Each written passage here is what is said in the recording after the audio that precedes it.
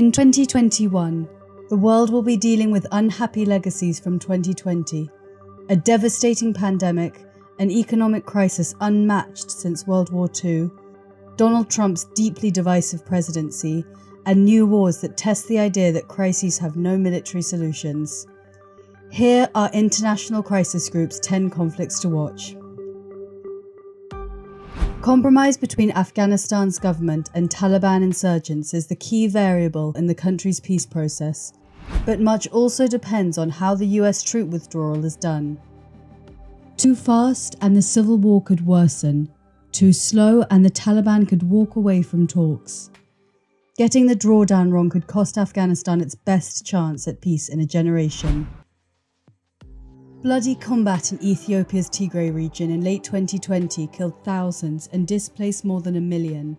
It highlighted the country's fault lines, particularly over its ethnic federal system, and the need for national dialogue to bridge them.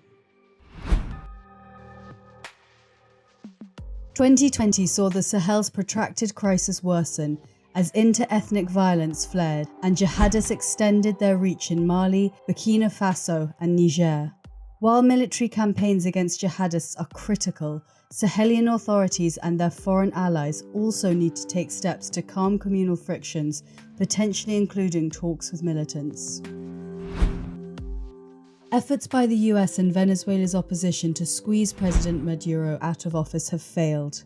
Tough sanctions have worsened the plight of Venezuelans already experiencing a humanitarian disaster brought about by the government's economic mismanagement.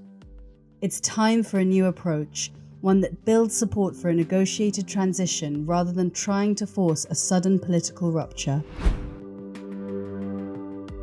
Libya enters 2021 with an initially promising ceasefire, but troops loyal to the two rival governments remain dug in at the front lines, and talks to bring the country back together under an interim unity government are stuck.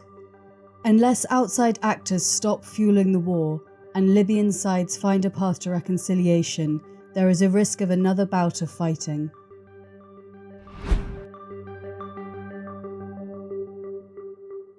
In Somalia, fraught elections loom as the war against Al-Shabaab enters its 15th year. Relations between the federal government and some of Somalia's regional leaders are tense. A contested vote could widen the gulf between Mogadishu and the regions and would likely embolden Al-Shabaab.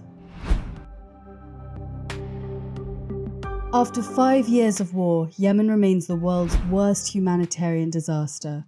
Famine is once again a real danger for millions of people. After more failures in peace negotiations, a fresh start is needed. The UN should include more major Yemeni actors in the talks. The Trump administration's maximum pressure policy failed. US sanctions crippled Iran's economy, but Tehran built its stockpile of nuclear material. Its missiles became more accurate. Broader Middle East tensions rose. The incoming Biden administration should rejoin the 2015 nuclear deal, but managing regional tensions will be a challenge. Russia and Turkey frequently back opposing sides on today's battlefields, as in Syria and Libya, or compete for influence, as in the Caucasus. Moscow and Ankara are not themselves at war and are adept at managing mishaps, but any falling out could exacerbate the conflicts where they are both entangled.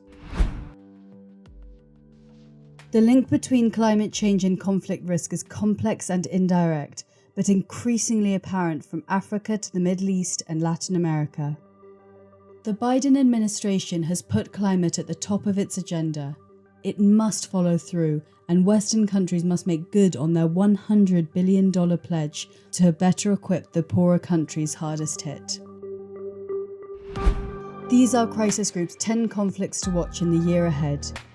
We will be making every effort to bring peace to these and many other crises worldwide.